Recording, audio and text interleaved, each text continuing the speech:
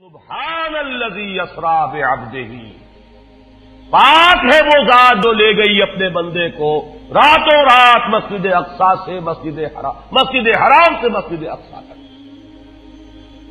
اگر یہ بات کسی انسان کی طرف منسوب ہوتی تو بات اور تھی، اگر یہ فعل حضور کی طرف منسوب ہوتا کہ حضور گئے تو بات اور تھی کہ میں آیا نہیں لایا گیا ہوں، حضور گئے نہیں لے جائے گئے ہیں، اور لے جانے والے وہ ذات ہے سبحان الذی اسری، وہ پاک ہے ہر عیب سے، ہر نقص سے، ہر ذوق سے، ہر کوتاہی سے، وہ منزہ ہے، اعلیٰ ہے، عرفہ ہے، بالا تر ہے، لہذا اس کی قدرت سے یہ ہرگز بعید نہیں کہ وہ اپنے بندے کو راتوں رات مسجد حرام سے مسجد اقصی اور پھر مسجد اقصی سے سدرۃ المنتہا تک لے جائے اور واپس لے آئے اور پھر مسجد حرام میں پہنچا دے۔ اور بعض روایات میں آتا ہے کہ وضو کا پانی ابھی بہ رہا تھا اور کنڈی جو ہے حضور کے مکان کی وہ ابھی ہل رہی تھی، معلوم ہوا وقت نہیں گزرا۔ میں کچھ بیان کروں گا، میرے بیان کرنے میں کچھ کمی اور بیشی ہونے کا اندیشہ ہے۔ اگر ہم اتنے خوش قسمت ہیں کہ وہ واقعہ ہمارے پاس ایک مفصل حدیث کی شکل میں موجود، اور حدیث بھی دوسرے یا تیسرے طبقے کی کتابوں کی نہیں، متفق علیہ، جس میں روایتاً جیسا کہ میں نے عرض کیا جس کا پایا تقریباً قرآن کے برابر، اور اس حدیث کے راوی ہیں حضرت مالک ابن صعصع رضی اللہ تعالی عنہ۔ ان کے بارے میں ایک بات ہے بڑی اہم، وہ نوٹ کر لیجئے۔ یہ انصاری صحابی ہیں، ان میں سے نہیں ہے کہ جنہیں حدیثیں بیان کرنے کا کوئی زیادہ شوق رہا ہو، یہ غالباً واحد حدیث ہے جو انہوں نے بیان کی، اور انہیں اس سے نہایت شغف تھا، نہایت محبت کے ساتھ انہوں نے اس کو محفوظ کیا تھا، اس کے ایک ایک لفظ کی حفاظت کی تھی۔ چنانچہ بعض دوسرے وہ صحابہ بھی جنہوں نے خود حضور سے یہ بات سنی ہوئی تھی، اب ایک تو وہ خود براہ راست روایت کر رہے حضور سے کہ ہم نے سنا، حضرت انس ابن مالک رضی اللہ تعالی عنہ خود، لیکن وہ صحابہ بھی ان کی خدمت میں خاص طور پر حاضر ہو کر ان سے اس روایت کو سنتے تھے، اس لیے کہ اس روایت میں ان کا درجہ بہت بلند ہے، ان کو اس سے بہت شغف تھا، تو صحابہ جو براہ راست حضور سے سن چکے وہ بھی ان کے پاس جا کر خاص طور پر اس حدیث کو سنا کرتے تھے۔ چنانچہ یہ روایت جو متفق علیہ ہے، یہ امام بخاری جو اس کو لائے ہیں عن قتادہ عن انس بن مالک عن مالک ابن صعصع رضی اللہ تعالی عنہم، حضرت انس ابن مالک سے روایت موجود ہے مسلم شریف میں براہ راست ان سے، لیکن یہ اس روایت کو بیان کر رہے ہیں حضرت مالک ابن صعصع رضی اللہ تعالی عنہ کے حوالے سے۔ روایت کیا ہے؟ ان النبی صلی اللہ علیہ وسلم حدثهم عن لیلۃ اسری بہ۔ اب دیکھیے یہ مرفوع حدیث ہو گئی، حضرت صعصع بیان فرما رہے ہیں کہ نبی اکرم صلی اللہ علیہ وسلم نے خود ہمیں سنایا، وہ حالات و واقعات سنائے جو اس رات کو پیش آئے جس رات کے انہیں لے جایا گیا۔ قال بینما انا فی الحطیم وربما قال فی الفجر، حضور فرماتے ہیں کہ میں اسی اثنا میں کہ میں حتیم میں تھا، اور ایک دوسری روایت میں الفاظ حجر آئے ہیں وہ بھی کہتے ہیں اسی حصے کو، مضطجعا میں لیٹا ہوا تھا، اذ اتانی آتن کہ اچانک میرے پاس ایک آنے والا آیا۔ یہ آنے والے کون ہیں؟ حضرت جبرائیل، یہ بعد میں واضح ہو جائے گا۔ فَاشْتَقَّ مَا بَيْنَ هَٰذِهِ إِلَىٰ هَٰذِهِ، حضور نے اشارہ فرمایا، اس نے یہاں سے یہاں تک میرا سینہ چاک کیا، یعنی من طفرت نہرہ الی شعرتہ، یہ جو گڑھا ہے حلق کا گڑھا، یہاں سے لے کر تیرے ناک تک سینہ چاک کیا، فاستخرج قلبی، اور میرا دل نکالا، ثم اعطیت بطست من ذهب مملوء ایمانا فغسل قلبی، پھر ایک تشت لایا گیا سنہری جو ایمان سے مملوء تھا، بھرا ہوا تھا، تو پھر اس کے ذریعے سے میرے اس قلب کو، سینے کو دھویا گیا، ثم غسل ثم اعید وفی روایت، اس کے بعد اس کو لوٹا دیا گیا اور پھر وہ زخم بھی سی دیا گیا۔ ایک روایت میں آتا ہے ثم غسل البطن بماء زمزم ثم ملئ ایمانا وحکمتا، اسی طریقے سے پورے پیٹ کو بھی صاف کیا گیا ماء زمزم سے، اور اس میں بھی ایمان اور حکمت بھر دیے گئے۔ ثم اعطیت بدابۃ، پھر میرے پاس ایک چوپایا لایا گیا، دون البغل فوق الحمار، جو بغل یعنی خچر سے تو کچھ چھوٹا تھا، اور حمار یعنی گدھے سے کچھ بڑا تھا، اب یہ جو سفید تھا، یقال لہ البراق، جس کا نام براق ہے، وَيَدَعُ خَطْوَهُ عِنْدَ أَقْصَى طَرْفِهِ، اور اس کا ہر قدم اس کی حد نگاہ پر جا کر پڑتا تھا۔ فَعِلْتُ عَلَيْهِ، میں اس پر سوار ہوا، فَانْطَلَقَ بِي جِبْرَائیل، اب یہاں نام آ گیا، وہ آنے والے کون تھے؟ پھر چلے میرے ساتھ حضرت جبرائیل، حتی اتی السماء الدنیا، یہاں تک کہ وہ آسمان دنیا تک پہنچ گئے، جو پہلا آسمان۔ اب یہاں دیکھیے وہ روایت میں جو زمینی سفر کا درمیانی حصہ ہے وہ رہ گیا، دوسری روایات سے ہم اس کو جوڑ کر جمع کریں کہ پہلا زمینی سفر ہے، مسجد اقصیٰ تک پہنچے ہیں، وہاں جا کر روایت میں آتا ہے میں نے وہی اپنے اس خچر کو باندھا، براق کو، جہاں انبیاء باندھا کرتے تھے، اور پھر وہاں میں نے نماز ادا کی، بہت سے لوگ جمع ہوئے، میں منتظر تھا کہ کون نماز پڑھائے گا، کہ جبرائیل نے میرا ہاتھ پکڑ کر مجھے آگے کیا، میں نے نماز پڑھائی، اور پھر جبرائیل نے مجھے بتایا کہ یہ تمام انبیاء تھے جو اس دنیا میں مبعوث ہوئے ہیں، اور آج آپ نے ان سب کی امامت کی۔ یہاں سے پھر شروع ہوا ہے وہ دوسرا سفر، لیکن جب پہلے آسمان تک پہنچے، فاستفتح، انہوں نے دستک دی، کھلوانا چاہا، قیل من ھذا، پوچھا گیا کون ہے؟ قال جبرائیل، انہوں نے جواب دیا جبرائیل۔ قیل ومن معک، پوچھا گیا کہ آپ کے ساتھ کون ہے؟ دیکھیے یہاں ذہن میں رکھیے گا، اس امکان کو کوئی شخص مسترد نہیں کر سکتا کہ ان ملائکہ کے علم میں ہو، لیکن پھر بھی پوچھ رہے ہیں، قانون قانون ہے، دروازے پر دستک دینی ہوگی، آئیڈینٹی ڈسکلوز کرنی ہوگی، چاہے علم میں ہو۔ جج جو ہے وہ اپنے علم کی بنیاد پر فیصلہ کبھی نہیں دے گا، وہ تو مقدمے کی سماعت ہوگی، شہادتوں کی بنیاد پر فیصلہ ہوگا۔ ذاتی علم کی بنیاد پر کرنا ہے تو وہ خود کسی اور عدالت میں اس مقدمے کو منتقل کرے اور وہاں گواہ کی حیثیت سے پیش ہو، تو قانون قانون ہے۔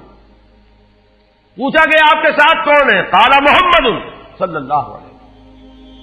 قیل وقد ارسل الیہ، پوچھا گیا کیا انہیں بلایا گیا ہے؟ قال نعم، انہوں نے فرمایا ہاں۔ قیل مرحبا بہ فنعم المجیء، جا ففتح فلما خلصت، اس کے بعد کہا گیا مرحبا ان کے لیے، تہنیت ہے، مبارکباد ہے، خوش آمدید ہے، کیا ہی اچھے ہیں وہ جو لائے گئے ہیں۔ پھر وہ سمائے دنیا جو ہے اس کا دروازہ کھولا گیا، میں اس میں داخل ہوا، فیضا فیہا آدم، میں نے دیکھا وہاں حضرت آدم تشریف فرما ہے۔ فقال ھذا ابوک، جبرائیل نے کہا یہ آپ کے جد امجد ہیں، فسلم علیہ، ان کو سلام کیجئے، فسلمت علیہ، میں نے انہیں سلام کہا، فرد السلام، انہوں نے سلام کا جواب دیا، ثم قال مرحبا بالابن الصالح والنبی الصالح، خوش آمدید ہے، مرحبا ہے صالح بیٹے اور صالح نبی پر۔ ثم صعد بی، پھر مجھے اور اٹھایا گیا، حتی اتى السماء الثانیۃ، یہاں تک کہ جبرائیل پہنچ گئے دوسرے آسمان تک۔ فاستفتح، پھر وہی سوال و جواب ہے، میں اب ترجمہ نہیں کروں گا۔ قیل من ھذا قال جبرائیل، قیل ومن معک قال محمد، قیل وقد ارسل الیہ قال نعم، قیل مرحبا بہ فنعم المجیء جاء ففتح فلما خلصت، جب یہ سارا اس کارروائی کے بعد داخل ہوئے ہیں دوسرے آسمان پر، فیضا یحییٰ وعیسیٰ وہو ابنا خالۃ، وہاں میں نے دیکھا کہ یحییٰ اور عیسیٰ ہیں اور یہ خالہ زاد بھائی ہیں۔ قال ھذا یحییٰ وھذا عیسیٰ فسلم علیہما، فسلمت فردا، ثم قال مرحبا بالاخ الصالح والنبی الصالح، انہوں نے بھی کہا خوش آمدید اور مرحبا ایک صالح بھائی اور صالح نبی کو، یہاں نوٹ کیجئے گا، حضرت عیسیٰ اور حضرت یحییٰ یہ بنی اسرائیل میں سے، لہذا حضور کو اپنا بیٹا نہیں کہہ سکتے، بھائی کہہ رہے ہیں۔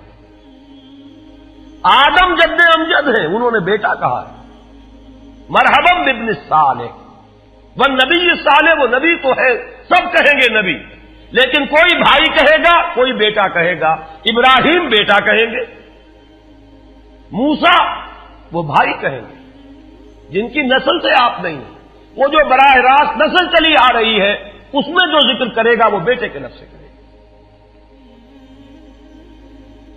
ثم صعد بی الی السماء الثالثۃ فاستفتح، قیل من ھذا قال جبرائیل، قیل ومن معک قال محمدا، قیل وقد ارسل الیہ قال نعم، قیل مرحبا بہ فنعم المجیء جاء ففتح فلما خلصت اذا یوسف قال ھذا یوسف فسلم علیہ، فسلمت علیہ، فرد، ثم قال مرحبا بالاخ الصالح والنبی الصالح۔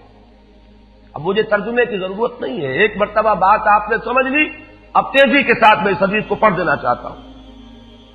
ثم صعد بی، پھر مجھے اور بلندی پر لے جایا گیا، حتی اتى السماء الرابعۃ فاستفتح، قیل من ھذا قال جبرائیل، قیل ومن معک قال محمد، قیل وقد ارسل الیہ قال نعم، قیل مرحبا بہ فنعم المجیء جاء ففتح فلما خلصت فاذا ادریس فقال ھذا ادریس فسلم علیہ، فسلمت علیہ، فرد، ثم قال مرحبا بالاخ الصالح والنبی الصالح۔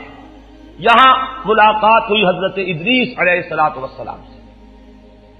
ثم صعد بی حتی اتى السماء الخامسۃ فاستفتح، قیل من ھذا قال جبرائیل، قیل ومن معک قال محمد، قیل وقد ارسل الیہ قال نعم، قیل مرحبا بہ فنعم المجیء جاء ففتح فلما خلصت فاذا ہارون قال ھذا ہارون فسلم علیہ، فسلمت علیہ، فرد، ثم قال مرحبا بالاخ الصالح والنبی الصالح۔ ثم صعد بی حتی اتى السماء السادسۃ فاستفتح، قیل من ھذا قال جبرائیل، قیل ومن معک قال محمد، قیل وقد ارسل الیہ قال نعم، قیل مرحبا بہ فنعم المجیء جاء ففتح فلما خلصت فاذا موسیٰ قال ھذا موسیٰ فسلم علیہ، فسلمت علیہ، فرد، ثم قال مرحبا بالاخ الصالح والنبی الصالح۔ چھٹے آسمان پر یہ حضرت موسیٰ سے ملاقات ہوئی. فلما جاوزت تو بتا، جب میں آگے بڑھا تو حضرت موسیٰ روئے. قیل ما یبکی کا، ان سے پوچھا گیا کہ آپ کو کیا چیز رلا رہی ہے؟ قال ابکی لأن غلاما بعث بعدی، کہ مجھے اس بات پر رونا آ رہا ہے یہ نوجوان محمد صلی اللہ علیہ وسلم، یہ میرے بہت بعد ان کی بعثت ہوئی ہے. يدخل الجنت من امته اکثر ممن يدخلها من امتی، میرے بہت بعد آنے کے باوجود ان کی امت میں سے جنت میں داخل ہونے والوں کی تعداد میری امت کے مقابلے میں بہت زیادہ ہوگی. بہرحال اپنی امت کا خیال تو ہے، وہ شفقت جو نبی اور رسول کو اپنی امت پر ہونی چاہیے وہ ہے بتمام و کمال. اسے معاذ اللہ کسی حسد پر معمول نہ کیجیے، بلکہ وہ جو احساس ہوا ہے اپنی امت کی محرومی کا، وہ ہے کہ جس نے حضرت موسیٰ علیہ السلام پر یہ کیفیت طاری کی.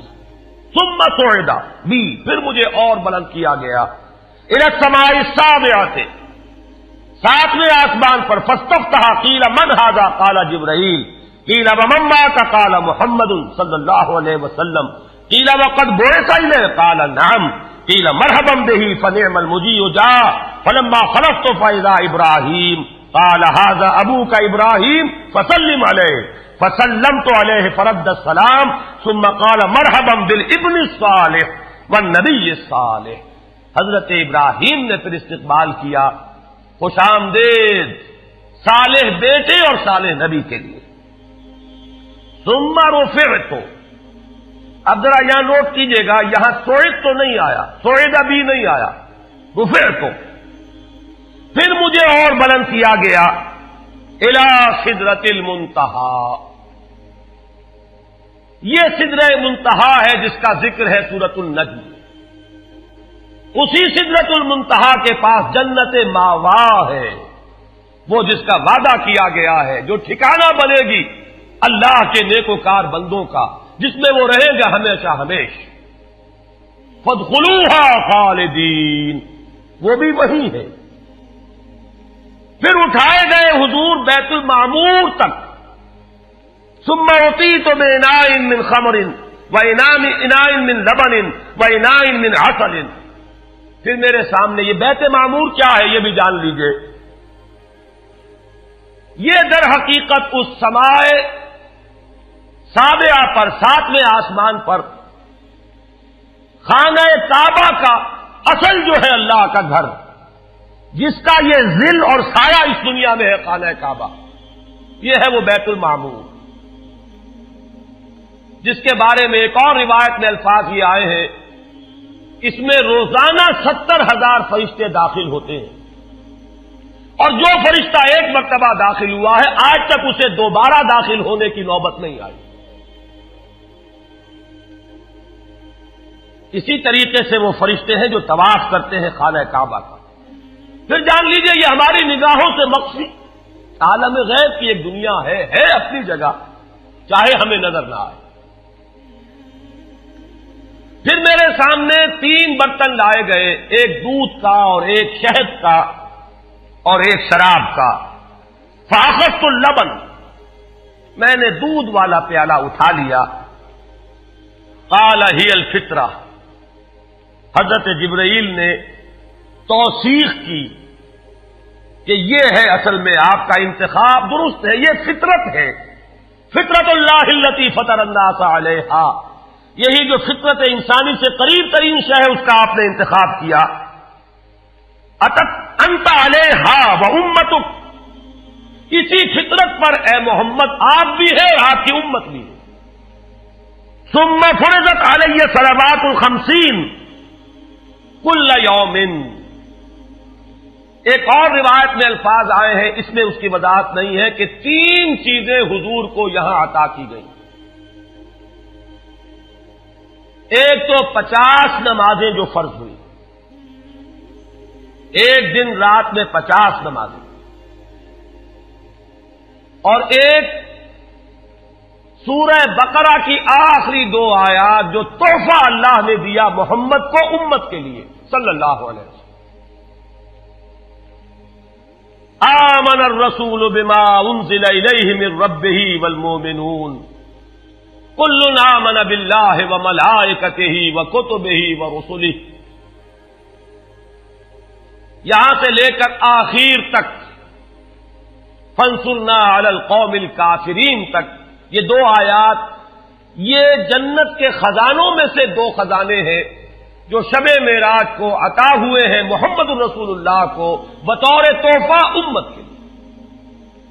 اور تیسری بات یہ کہ اے نبی آپ کی امت کے لیے یہ خصوصی بات ہے کہ آپ کی امتیوں کے گناہ کبیرہ بھی بغیر توبہ کے معاف ہو سکیں گے. یہ خصوصی تحفے ہیں جو امت کے لیے لے کر آئے محمد صلی اللہ علیہ وسلم. 3 تحفے نماز جو اس معراج میں فرض ہو رہی ہے اور اسی کو حضور کہہ رہے ہیں الصلاۃ معراج المومنین. اہل ایمان کے لیے یہ بمنزلہ معراج ہے. اس میں پھر روایت میں تفصیل آ رہی ہے. واپس جب آئے ہیں حضرت موسیٰ سے ملاقات ہوئی اور انہوں نے یہ فرمایا کہ یہ 50 نمازیں بہت ہیں, مجھے تجربہ ہے, تمہاری امت اس کا تحمل نہ کر سکے گی, واپس جاؤ درخواست کرو کم کرواؤ. حضور گئے, 10 نمازیں اس میں معاف ہوئی, 40 ہوئی. پھر یہی بات ہوئی, پھر بھیجا حضرت موسیٰ نے, پھر 30 ہوئی, پھر 20 ہوئی, چوتھی مرتبہ پھر وہ 10 اور پھر 5 رہ گئیں. اس پر بھی حضرت موسیٰ نے یہ کہا اب بھی جاؤ یہ بھی بھاری ہے. حضور نے فرمایا مجھے شرم آتی ہے, میں اتنی مرتبہ جا چکا ہوں, مزید اب جانے سے حیا محسوس کر رہا ہوں. تو ندا آئی کہ یہ 5 ہی 50 کے برابر ہیں. ہمارے ہاں قول بدلا نہیں جاتا. یہ 5 جو ہے در حقیقت یہ قائم مقام ہے ان 50 کے کہ جو اولا ہم نے فرض کی تھی. یہ 50 ہی شمار ہوں گی اگر ان کا انسان ان پر مداومت اختیار کر لے. میں آخری جملہ آپ کو اس کا سنا دیتا ہوں. فَأُمِرْتُ بِخَمْسِ صَلَوَاتٍ كُلَّ يَوْمٍ فَرَجَعْتُ إِلَىٰ مُوسَىٰ فَقَالَ بِمَا أُمِرْتُ بِخَمْسِ صَلَوَاتٍ كُلَّ يَوْمٍ قَالَ إِنَّ أُمَّتَكَ لَا تَسْتَطِيعُ 5 صَلَوَاتٍ كُلَّ يَوْمٍ وَإِنِّي قَدْ جَرَّبْتُ النَّاسَ قَبْلَكَ وَعَالَجْتُ بَنِي إِسْرَائِيلَ أَشَدَّ الْمُعَالَجَةِ. میں نے بنی اسرائیل کا حتی الامکان معالجہ کیا, ان کے حالات کو درست کرنے کی کوشش کی, لیکن مجھے تجربہ ہے یہ 5 بھی نہیں جھیلی جائیں گی. فَارْجِعْ إِلَىٰ رَبِّكَ فَاسْأَلْهُ التَّخْفِيفَ, مزید تخفیف چاہیے لِأُمَّتِكَ قَالَ سَأَلْتُ رَبِّي حَتَّىٰ اسْتَحْيَيْتُ وَلَٰكِنِّي أَرْضَىٰ وَأُسِلُّمُ قَالَ فَلَمَّا جَاوَزْتُ نَادَىٰ مُنَادٍ ابزیت فریضتی وخففت عن عبادی. متفق علیہ. مجھے ندا آئی کہ میں نے اپنے بندوں پر تخفیف کی. اس میں وہ ذکر نہیں ہے, دوسری روایت میں ہے کہ ساتھ ہی وضاحت ہو گئی کہ یہ 5 نمازیں بھی 50 کے برابر ہے. میری بات نہیں بدلی گئی ہے, وہ در حقیقت میں نے اسی 50 کا رتبہ جو ہے ان 5 کو عطا فرما دیا. یہ روایت ہے جو متفق علیہ. روایات کثیر, جنت اور دوزخ کے جو مشاہدات کرائے گئے وہ بہت تفصیل سے دوسری روایات میں, لیکن کسی اور روایت کا استناد کے اعتبار سے, اسناد کے اعتبار سے وہ درجہ نہیں ہے جو اس روایت کا ہے. باقی میں نے مسلم شریف کی روایات میں سے اور تفاصیل آپ کو سنائی ہے. یہ ہے واقعہ. پھر حضور واپس آئے ہیں, وہیں بیت المسجد اقصی میں آئے ہیں, پھر واپس تشریف لائے ہیں, اور اس کا میں بیان کر چکا ہوں دوسری روایات میں کہ وقت بالکل نہیں گزرا, کہیں روک دیا گیا ہے, پوری کائنات کو کہیں تھام دیا گیا. یہ بات تو وہ ہے جو آج سے پہلے بھی سمجھ میں آ سکتی تھی کہ شاید کسی ایک جگہ پر پوری کائنات کو روک دیا گیا. وقت بالکل نہیں گزرا کسی کے لیے, لیکن جیسا کہ میں نے عرض کیا اس وقت تو یہ بھی سمجھ میں آتا ہے کہ سب کے لیے وقت گزر رہا ہو اور صرف محمد الرسول اللہ کے لیے نہ گزرے صلی اللہ علیہ وسلم. آج یہ بات بھی سمجھ میں آ سکتی ہے, لیکن یہ ہے کہ قرین قیاس وہی پہلی بات ہے. کہ اس میں پورے اس وقت کے لیے وقت کی رفتار کو روک دیا گیا ہو. وہ مسئلہ یاد آ گیا کہ آگے بڑھو یا وقت کی رفتار روک دو. تو یہ وقت کی رفتار ہے جو محمد الرسول اللہ صلی اللہ علیہ وسلم کے لیے روک دی گئی. اس کے بعد جو ہنگامہ ہونا چاہیے تھا وہ ہوا. صبح جب حضور نے فرمایا کہ یہ میرے ساتھ واقعہ پیش آیا ہے تو جو رد عمل ہونا چاہیے تھا وہ ہوا ہے. یہاں تک بھی ہوا ہے کہ بہت سے مومنین صادقین متزلزل ہو گئے.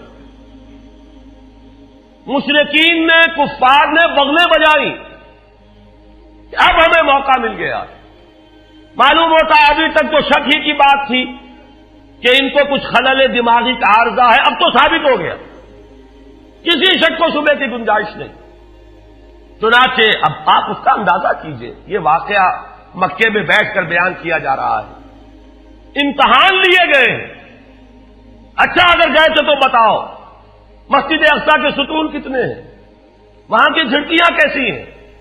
حضور فرماتے ہیں, ایک حدیث موجود ہے کہ میں گھبرا گیا, اس لیے کہ کس کو یاد رہتا ہے. مسجد اقصی میں جا کر حضور ستون تو نہیں گن رہے تھے, لیکن یہ کہ جب پوچھا جا رہا ہے تو مجمع میں تو ہو سکتا ہے کہ تالی پٹ جائے کہ اچانک اللہ تعالی نے میرے سامنے مسجد اقصی کو کر دیا. اب میں دیکھ کر بتا رہا ہوں اور لوگ دنگ ہو رہے ہیں. اب دیکھیے وہ مشاہدہ جو میں نے عرض کیا تھا, مشاہدات بے شمار ہیں. جنت سامنے لے آئی جاتی ہے اور آگ سامنے لے آئی جاتی ہے, جہنم سامنے لے آئی جاتی ہے, مسجد اقصی سامنے لے آئی گئی ہے, جن میں سے ہر سوال کا جواب حضور نے مشاہدے سے لیا. اسی ضمن میں وہ واقعہ آتا ہے کہ حضرت ابو بکر کے پاس گئے لوگ دوڑے دوڑے. وہ یہ سمجھتے تھے کہ اگر یہ پالا ہم مار لیں تو پھر ہماری جیت ہے. ابو بکر کو اگر ہم متزلزل کر دیں تو پھر گویا کہ ہمارے لیے کوئی اور پرابلم نہ رہے گا. روایت میں آتا ہے حضرت ابو بکر نے بھی سن کر ایک دفعہ جھرجھری لی ہے, لیکن صرف ایک سوال کیا, کیا واقعی وہ یہ فرما رہے ہیں؟ لوگوں نے خوش ہو کر کہا, تالیاں بجائے, ہاں ہاں کہہ رہے ہیں, چلو ہم لے چلتے ہیں. انہوں نے سمجھا کہ ہمارا وار جو ہے کارگر ہوا ہے, واقعی کو تزلزل ہے. لیکن اگلا جواب ابو بکر کا یہ تھا, اگر وہ کہہ رہے ہیں تو 100% درست کہہ رہے ہیں. میں روزانہ یہ مانتا ہوں کہ فرشتہ آسمان سے ان کے پاس آتا ہے, تو اگر ایک مرتبہ انہیں آسمان پر لے جایا گیا تو یہ کون سی بعید ہے.